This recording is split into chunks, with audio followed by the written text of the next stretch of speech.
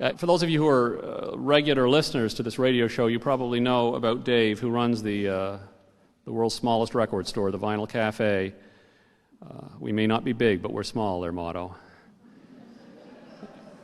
And I just thought in the next half of the show I'm going to tell you a little bit about Dave's Christmas, but I just thought I might tell you to warm you up and to get you ready for that, and with a view for what is coming in the next half, a little bit of something that happened to him last week, Thursday of last week actually, when Dave climbed up on top of the roof of his house to put up the Christmas decorations. And he came home early from work last Thursday hoping to be up and down before dark, but he had to go to Jim Schofield's house, who just lives kitty corner to him, to borrow a ladder. And then they had to have a beer. And then they had to find the ladder. And then Dave had to replace all the burned out bulbs. And suddenly it was dusk.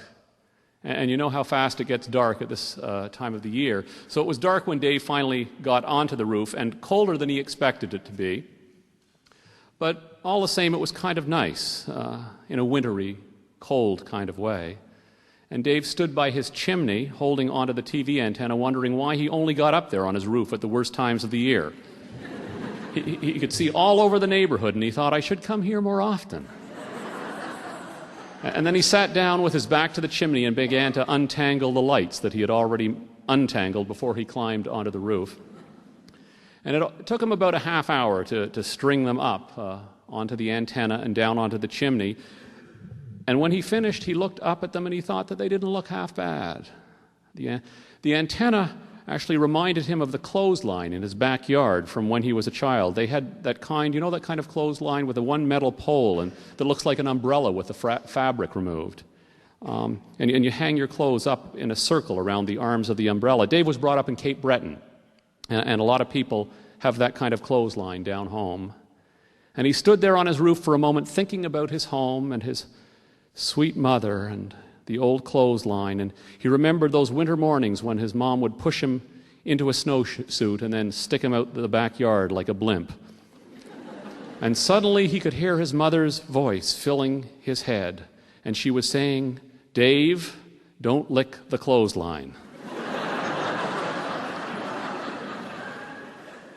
Sometimes you do things just because somebody tells you not to. And sometimes you do things because you've never done them before and you want to see what would happen if you did. And sometimes it's hard to figure out why you do some things at all. Dave looked at the TV antenna. He had never put his tongue on a TV antenna on a cold night in December. And although he knew perfectly well what would happen if he did, the moment his mother's voice came into his head, he could feel himself drawn to the antenna. And as he moved across the roof towards the chimney to which the antenna was attached, he was saying to himself, this won't happen. I won't do this. Why would I do this? I'm not that stupid. I'm just trying to scare myself. Yet he felt as if he was outside of his body, as if he was a car skidding out of control. And although everything was moving in slow motion, there was nothing he could do to stop it. Part of him was saying, I don't want to put my tongue on that TV antenna. But another part of him, the part which seemed to be in control, the part which his tongue seemed to be listening to anyway, was saying, just do it, Dave. You're an adult. You can do whatever you want. You don't have to listen to your mother anymore. He was surprised by how unequivocally his tongue grabbed onto the metal. It was not at all uncertain about what it was expected to do. Dave himself was uncertain that he had even touched the metal. He thought there was still some space between him and the antenna, and then suddenly he was adhered to it. At first, he was intrigued by the way it stuck. He was kind of proud of it. It was as if it was an accomplishment of some sort. And then he noticed it hurt a bit, but not really hurt. It hurt sort of the way melted wax hurts when you put your finger into the rim of a candle. And then it hurt a bit more, and Dave thought, okay, that's enough. And he tried to pull his tongue off the antenna, and it didn't come. And he leant forward because it hurt when he tried to pull off, and then more of his tongue was stuck to the antenna. And he felt a wave of panic rush through him, as if he was alone in an elevator and the power had gone off and the elevator was stuck between the floors, and it was dark in there between the floors, and maybe the power had gone off because the building was on fire and he had to get out of there. Which is when his mother's voice filled his head again, and she said, "I told you not to do that." And Dave said, "So why didn't you stop me?" Except it sounded different. It sounded more like and when he said it, his top lip brushed against the antenna. And then his top lip was stuck as well as his tongue, and he knew he was in serious trouble. And he stopped moving, and he was very still.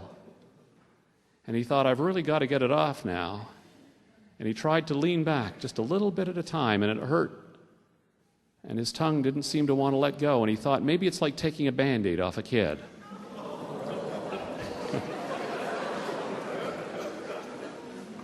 You have to do it fast and hard and be sure about it. So he began to count.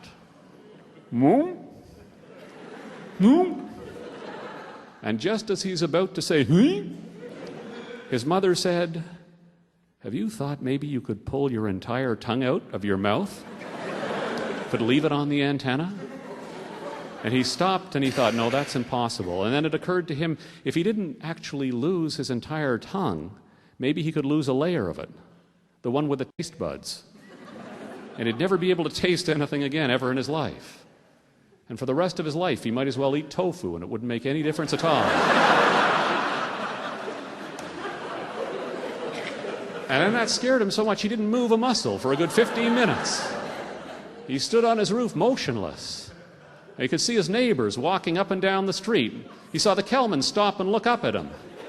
And he began to flap his arms up and down. And the Kelmans just stood there and looked at him and said something to each other, and then they walked away. And Dave realized they walked away and they weren't going to come to his rescue because what they had been doing was admiring him. They thought he was part of the display, hanging from the antenna in the middle of all the lights. And then Dave could hear his family moving around the living room, hear their voices as clear as day floating up the chimney. Heard his wife say, "I think I'll put a log on the fire."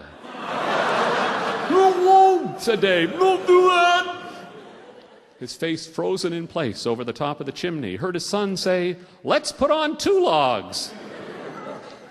Dave and Morley, they burn those synthetic logs, the ones made of wax.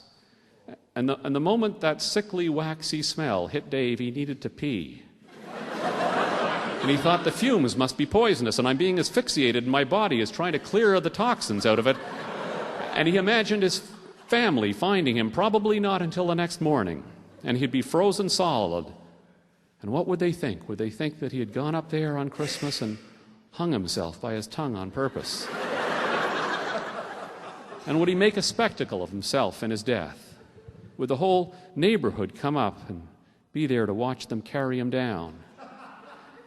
And he couldn't remember when he had had the chimney cleaned last, and what would happen to him if the chimney caught fire, and he needed to pee so badly now, and if the fumes were stinging his eyes, and what if spring never came, and what if there was never a thaw, and did he pay the hydro bill, and what would happen if he peed on the antenna?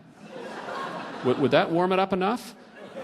And what, God help him, would happen if his penis touched the metal?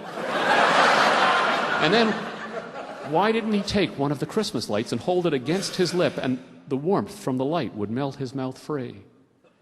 It only took 5 minutes. In 5 minutes, he was down the ladder and in the house and into the bathroom, peering into the bathroom mirror at his tongue, which was red, but not too sore. And Sam and Stephanie were snuggled up on the couch watching a Christmas movie, and Morley, his sweet wife Morley, was watching too and sticking cloves into an orange.